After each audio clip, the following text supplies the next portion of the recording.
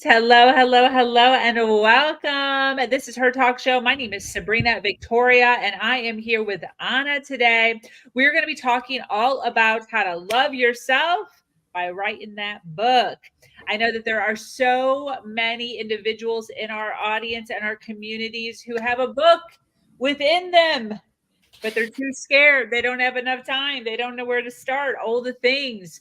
So get comfortable. This is what we're talking about today. We're going to be talking about the triumphs, the challenges with this situation. We're going to be offering some insights, some inspiration to fuel, right? Not only your personal, but also your professional growth. So let's jump right in. Get ready, because today's guest is about to change the way you view your world. This is Her Talk Show, hosted by Sabrina Victoria. All right. If you're listening live, welcome. And if you're listening on the replay, make sure you hashtag replay wherever you're at so we can send you some love in the comments. We are here every day delving deep into the realms of health, wealth, and leadership with some of the most brilliant women globally. We've interviewed over 600 women, and today we are adding another one to the list. By day, psychologist Anne Bartolucci helps people cure their insomnia. By night, she writes urban fantasy and steampunk under her pen name, Cecilia Dominic. Recently, Anna has combined her passions into Psych Up Academy. I just love that name. Courses and community to help authors write that book they've been talking about for years. Don't I know? She lives in Atlanta with her husband and the world's cutest cat. Can I tell everyone the name of your cat? Please do, yes. I think it was Timothy Mouse. Timothy Mouse, yes, because when he came to us, he was tiny, had huge ears, gray, and scared of everything. And he has since grown into his ears, but he is still gray and pretty darn neurotic. So it fits. Oh my God. Best name ever. Timothy Mouse. I love that. And goes right along with the writing vibe, which I just love. Well, very, very cool. I love how you're saying this. Love yourself, write your book. I've never really even thought of it that way, but like, absolutely, I agree. Yeah. And if you think about it, like one of the big things that keeps people from writing their book is the sense of, oh, well, nobody's going to care what I have to say, or what I have to say isn't important enough. And so writing a book and putting it out there is the ultimate guide or the ultimate act of self-acceptance. It's like, here's me, here's my ideas, and here is how I am changing the world. I really like this because I do feel as if that is one of the holdups is there's so many books on all the topics now. And it gets a little intimidating of like, it's just going to be another book about the same thing. What do you say to kind of get someone out of that mindset? And what can we do to be a little different? All right. So, well, first, let me ask you a question. What is your favorite topic that you have a lot of books about? Personal development, everything. Personal development and money. Okay. And how many books do you have on those topics? Gosh, you're just listening. She showed me her very crowded bookshelf. Oh, and you're one of those organized bookshelves by color people. I can't do that. I'd never find anything. All right. So yes. So that's what I tell people. It's like, okay, think about your favorite topic. How many books do you have on that topic? Okay. If another book came out, wouldn't you buy that book? Absolutely. Okay. Because what happens is that everybody comes to their experiences of writing and expressing themselves and their expertise based on their own very individual, unique experiences, based on their own client experiences. And so, yeah, we go to those books, which, let's be honest, they probably have like 50, 70% of the same information in them. But we go looking for a different perspective that's going to help you understand something in a different way. And you do that through connection with the author. So it's not even necessarily that you have to try to be different. One thing I do tell my coaching clients is, okay, look and see what's missing. Like, or what is the book that you wish that there was out there? And then write that book, because then you're going to be fitting that niche. It's Ooh. yeah, if you think about it, you want to be this is one of my LinkedIn posts. Be a bee, not a tree. So if you think about it, in the spring, like I don't, so you're in Florida, so this doesn't happen to you. But up here in the continental part of the United States, it's not sticking out in the ocean. We have seasons, and in spring we have what's called pollen season, where it's the trees, after they've been staring at each other naked all winter, get excited and they're like, let's mate. And so they just throw out this like tons of pollen. And the pine pollen might be hitting the dogwood, and the dogwood pollen might be hitting the spruce. And it's like, not really doing much. But what bees do is they have their very specific kinds of flowers that they go to, and they help those flowers pollinate in a very specific way. So by writing your book, you're helping your readers to pollinate their ideas in a very specific way. Hmm. What a great analogy. Thank you. Thank you for that. Okay, so I wrote down what is missing. So find out what is missing in all of those books. And then what do you wish there was a book about? That is great advice. The other thing that I really appreciate is you talking about perspective or talking about the stories. I was just talking to somebody the other day who runs sales, and I also run sales. Like our business is around sales. And she joined my club. I have a community called H Club. And she attends my sales meetings where I teach women how to sell. And I'm always a little intimidated when she's there because this is what she teaches. But her and I were just on the phone about 2 months ago. And she's like, dude, my favorite part of H Club is your sales meeting. I'm like, are you serious? That's so weird. And she's like, because we teach the same thing, but the way you teach it is different than the way that I teach it. So it helps me be able to like turn, pivot, refocus, change the way that I am teaching my individuals different things. It also helps me even just see it differently than the way that I was previously seeing it. So yeah, our stories and our perspectives will hit people differently. Exactly. And if you and she were to each write books, people would probably benefit by getting both of them. Ooh, yes, absolutely. Well, that's great. Okay, so I know that you talk a lot about how our brains are lazy, right? And how they are also kind of like programmed to keep us safe. First, let's talk on that. What does this mean? They're lazy and they're programmed to keep us safe. What does that even mean Right. first? So if you think about it, our brains and nervous systems are like 100,000 years old. Modern society, maybe 200-ish at the most. When I tell my insomnia clients, okay, this is why you have to get up at the same time every single day to anchor your circadian rhythm. We've only had weekends for about 100 years. Like, remember that was like the first or second episode of Downton Abbey where they're going to talk to the heir, and he says, okay, yeah, because he's got a real job. He's like, okay, I'm going to come and learn the estate on the weekends. And the Dowager Duchess says, what is a weekend?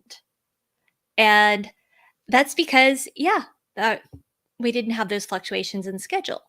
So if you think about it, our bodies and our brains are still wired for survival as the top priority. Like, our brains and our bodies, they, on some level, they don't really acknowledge that we can just go down the street and get food. They don't acknowledge that there aren't things out there that are actively trying to kill us and eat us. Yeah, they're still kind of stuck there. Okay. And so when we're doing things like writing books and putting ourselves out there, which then triggers all kinds of fears internally, the brain and the body are like, oh, no, we can't do that. That's not safe. That's taking a risk. Something might eat us. And, so we have to, move beyond that. So that's what I mean by our brains think safety. Our brains also like to have things in dichotomies. That's really our core laziness. It's called all or nothing thinking. And so if you think about it, maybe we can just look at the situations that are going on now. People see things in extremes. They don't look at the nuances in the middle. And so when our brains do that, there's like, okay, so I'm either going to be a blockbuster bestseller or I'm a failure. and there's nothing in the middle. Whereas when you're writing or when you're doing anything, there are definitely different degrees of success that you can aim for. Ooh, okay. So the all or nothing, Hmm. how does how does that work with book writing? All or nothing. Oh, it hits us at every single stage of process. Really? It's Okay, so wait, interesting. share. So, all or nothing thinking at the very beginning of the process, well, think about all those writing rules we've heard, including you need to write every single day in order to be successful and to write your book. I mean, how many Oh, times have we heard that one? yeah. However, I've never written every single day. I've written 20 plus books. Wow, okay.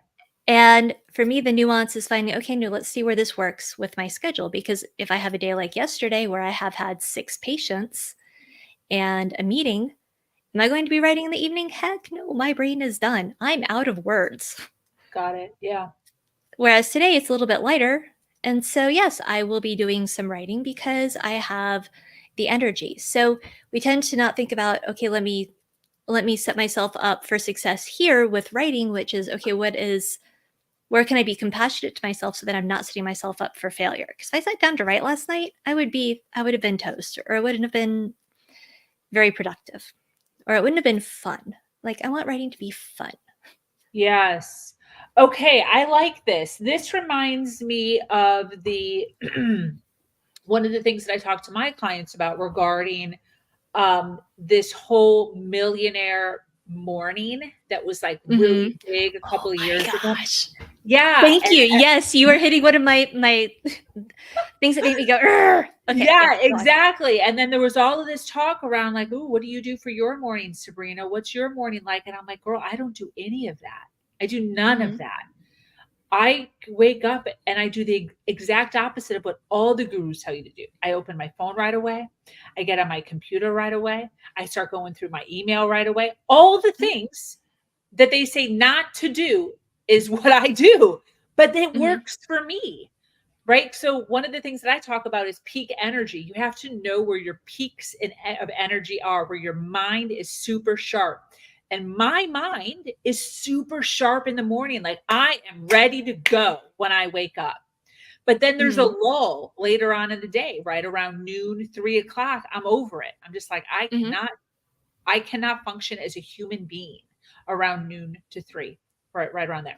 And so then that's when I do dumb things, right? But then I have another spark later on in the day where I have another just goodness of just peak energy. So mhm, exactly what you're saying, I love this. You have to know your schedule and what works mhm. for you. Exactly. And yes, Mm, the whole millionaire morning thing, because one of the things they say is like, and if you have to get up an hour early and miss an hour of sleep to do this, it'll be worth it. I'm like, no, it's never worth it to miss sleep. wow, very, very cool. I love this. So when you are speaking to your clients specifically on Mhm. writing a book, how do you kind of navigate them as far as creating some sort of a schedule or some sort of a practice to really kind of get them in a groove? What is your kind of means of teaching that for each one? So that's where the community aspect of Psych Up Academy really comes in. So we have monthly goal setting and accountability groups. And a lot of times those goals that people set are I'm going to write X number of times per week. I'm going to write, like there was one that's like, I'm going to write after I play pickleball. I'm like, good for you.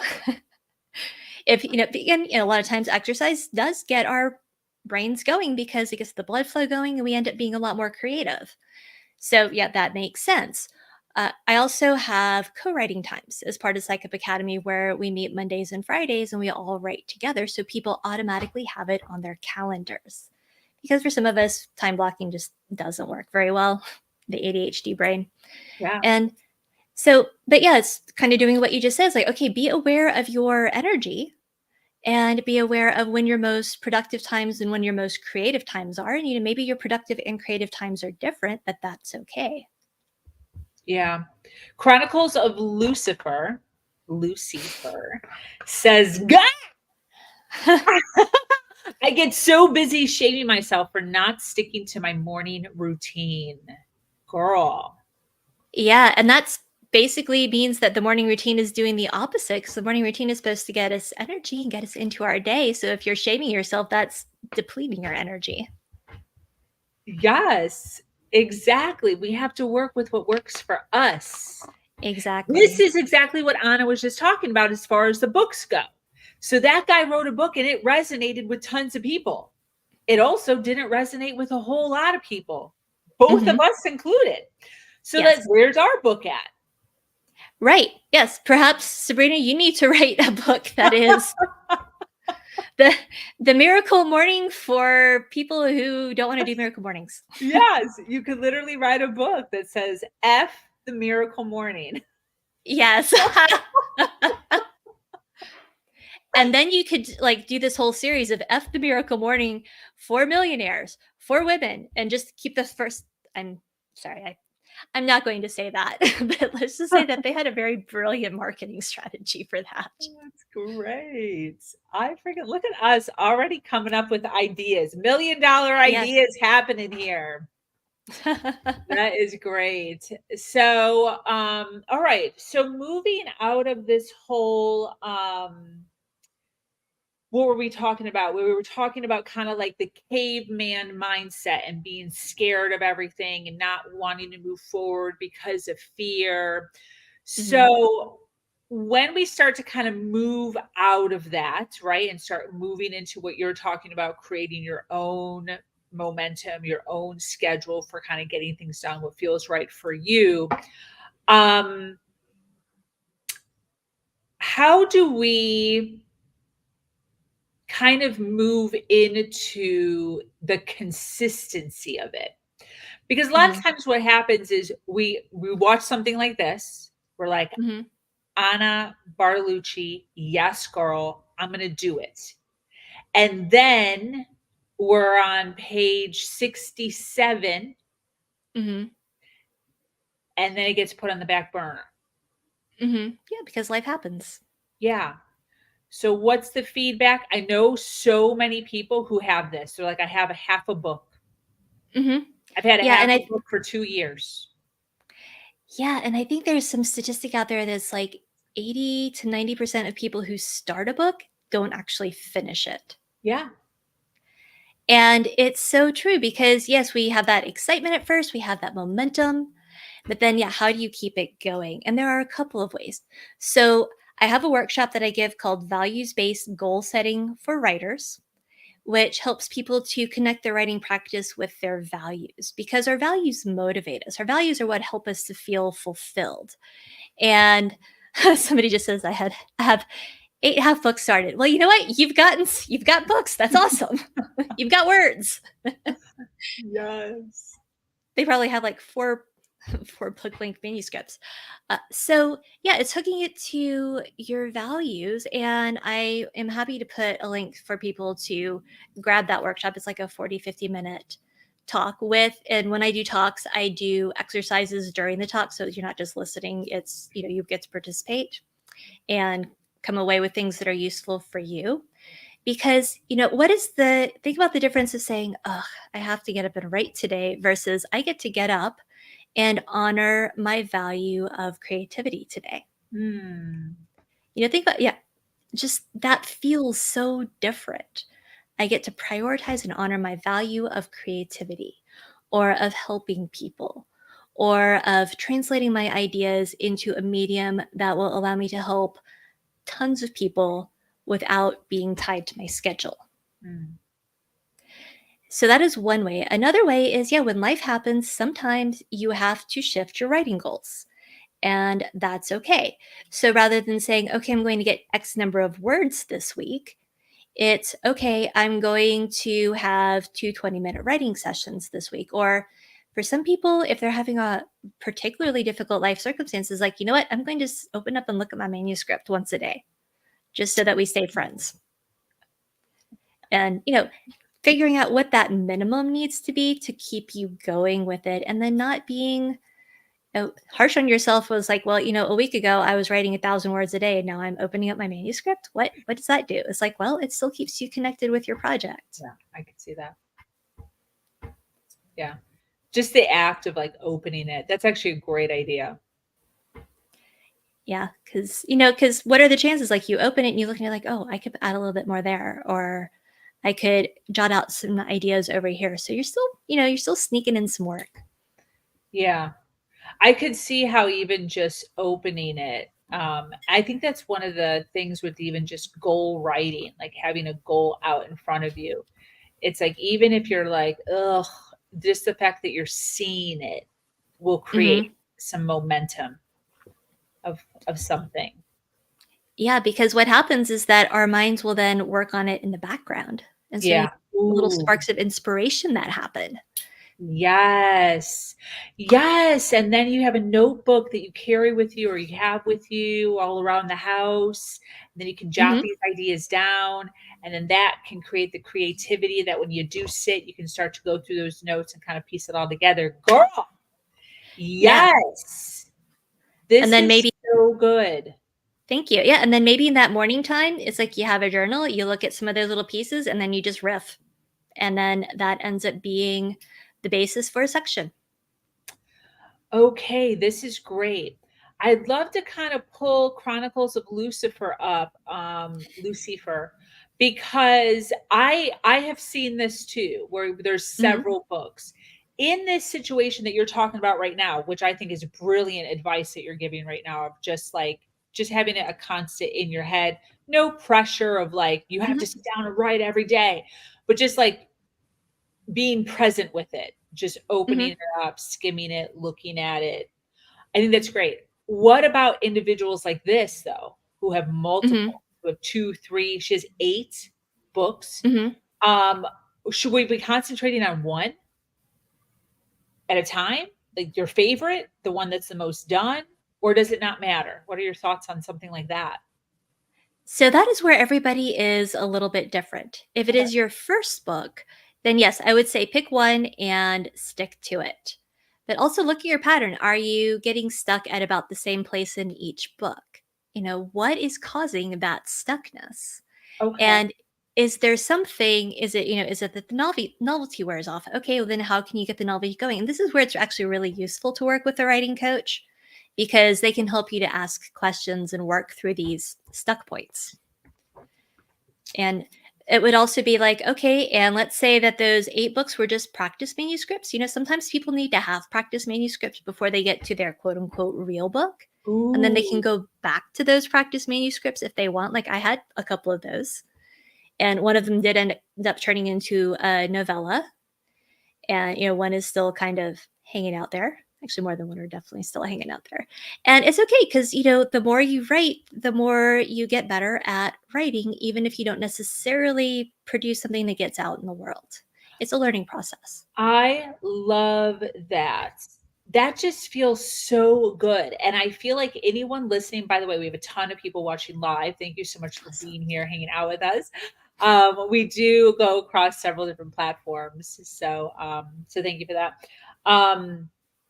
Ooh, what were we just talking about? We were talking about multiple books. Damn it. So yeah, multiple books. And, what do you do with that? And that sometimes you need learning manuscripts. Yes. Oh, yes. So that kind of lifts the guilt. Yes. Because there are so many people. Do you know what this reminds me of? Is when you get a book. I actually learned this a few years ago. I was talking to a high-end coach, and he's like, how often do you have a stack of books that you want to read? You grab one book and you're like, I have to finish this book before I go to my next book, but the book you're reading sucks. It's not resonating with you. You don't like it. But we have this mentality as a culture that we have to finish the book because we started the book, or else what? You're a failure. Yep. Or you didn't finish it, whatever it is. He's like, you never have to finish a book. Nope. If the book isn't resonating with you, put it aside and get another book and read that book. It's the same concept here. We don't think about this. You can literally start a book it's not going anywhere. It's not resonating with you anymore. You're not feeling it anymore. And you can just start a new book. Girl. Mhm. Yeah, exactly. And I have a process that I go through with my writers to really help them minimize the chances of that happening from the very start of the process. Because, yeah, it's good to have learning manuscripts, but it's also good to finish things. Wow. Okay. Yes. Yes. And I love that. Good point. Yes. Yeah. We don't want that to be the out to not finish. Yes. It's like, yes, yes, and there are ways to get around this. But yes, Good it's like I point. definitely have uh I do have I do tend to do that. And I had this high school teacher who gave us this great advice. Of course it didn't apply in her class because we still had to finish their own books, but it's like, yeah, if a book doesn't grab you in like 100 pages, and this is mostly fiction, but I think it goes with nonfiction too, then yeah, put it aside. It's not for you. That's great. Very cool. This is kind of reminding me, just sitting here, even just talking to you right now, the people that we have listening live, how important is community, other authors around you? How important is that when you're writing a book, or is it not? So you're the psychologist in me is saying, well, there of course there's individual variability. However, I would also say that having a writing community is incredibly important Yeah, I feel like that. because you have the accountability, you have the opportunity for group education and discussion. And I absolutely love running I call them the nonfiction consultation groups, where people are coming together and talking about what they're doing, because often people will come up with ideas that I haven't. And so they'll be like, oh, and then, yeah, there'll be a lot of yes anding in there. And so it's great to get an outside perspective. And it's also just the encouragement. Ah, and here's the world's cutest cat. Timothy! Oh, what a cutie. Yes, he is my writing buddy and supervisor. Oh, what a cutie. I love that. I'm so glad he came to visit us. Yes. That's great. Well, I would tend to agree. I feel like community, even just the individuals listening live right now, those listening to the replay, hanging out with you, Anna, over the last, 25, 30 minutes here, I can just feel the vibration of it. Like I can Mhm. feel the vibration of just individuals getting motivated to like open up that document, reread, reanalyze, get it rolling again. And that's what it is when you're around individuals that have similar goals to you. Mhm. Know? It's so much easier to stay on task. This is why things like Weight Watchers does really well, or like Mhm. Jenny Craig, because you're all on a similar goal. It's not that you're hanging out every single day, all day, and just totally immersed, but being able to just check in every once in a while and say, hey, what are you doing? Hey, how's it working for you? Hey, you got any tricks? You got any tips? What are your thoughts? What's your progress? And when you can Mhm. see other people that are losing 30 pounds and or writing 30 pages, between days or weeks or whatever it is, it then puts us, Yeah, being like, damn, people are doing this. exactly. And it dispels the myth of the lonely writer. Like Mm, writing doesn't have to be lonely. It is something that you are doing, but it doesn't necessarily have to be a process that makes you connect less with people. yeah, that's great. This has been phenomenal. I took a ton of notes. I so appreciate you being here. Like I said, we have a ton of people watching live. I'm sure even more on the replay as this hangs out. I would love for you to talk a little bit about what exactly do you do and who should be reaching out to you? Who do you help? Oh, thank you so much for that. So, yes, I help aspiring authors, and I particularly love working with authors who are in the helping space. So, other mental health professionals, even coaches, even business coaches. Like my first nonfiction book was Business Basics for Private Practice, a guide for mental health professionals. Wow. Came out with Routledge back in 2017. And so, coaches, mental health professionals, people who are in maybe the spiritual thought leadership spaces and like the kind of on the more woo woo end of things.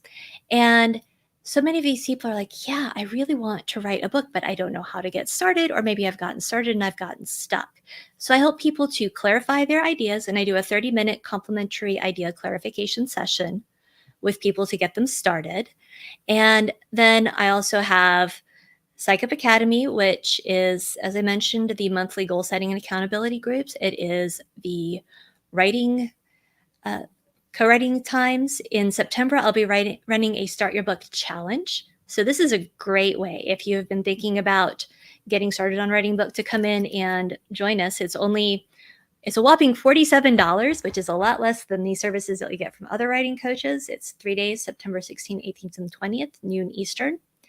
And then I will also be running an 8-week cohort program in October. So this is a great time for me to be doing this interview because I'm just now figuring out my last part of the year. And then I also do some limited individual coaching as well.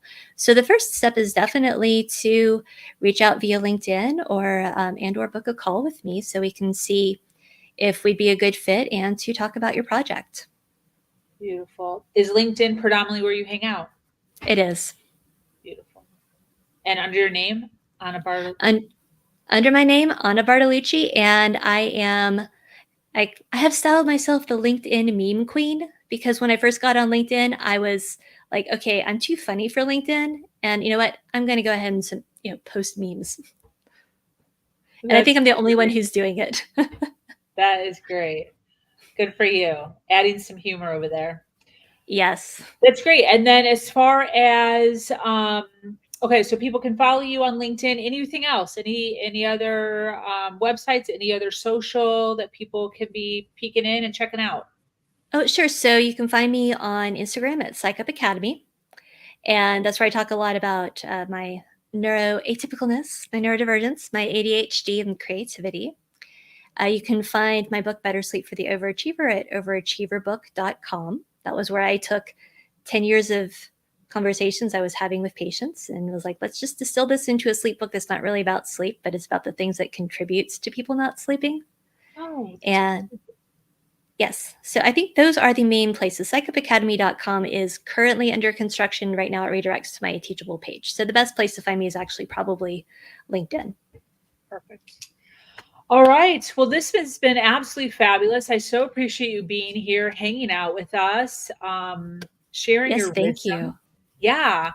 Any closing thoughts as we kind of wrap up here? Well, apparently my cat has some closing thoughts.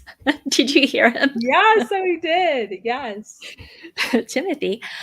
So yeah, it's basically be kind to yourself. As we talked about at the beginning, writing a book is the ultimate act of self-love and self-acceptance. And just think about that every time you sit down to write. It's like, I'm doing this for me. I'm doing this for future me. A lot of times we are much more compassionate and kind to other people.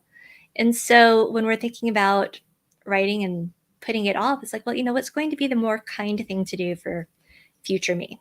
Yeah. So it's good. Great advice. Yeah. Well, thank you so much for those of you that have made it all the way to the end. Thank you so much for being here. Remember to follow, like, and share. Once again, I am your host, Sabrina Victoria. I invite you to join our community, Her Nation, where we continue to uplift each other every step of the way.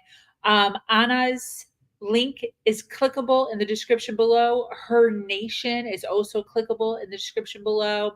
Love for you to join us. Until next time, do something awesome.